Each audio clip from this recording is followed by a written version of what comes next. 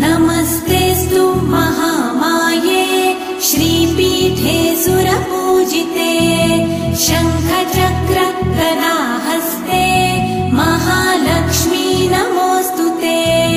नमस्ते गरुडारूढे कोलासुरभयङ्करी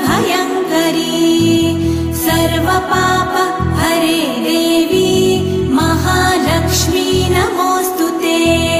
महादेव्यै च विद्महे विष्णुपत्न्यै च धीमहि तन्नो लक्ष्मी प्रचोदयात्।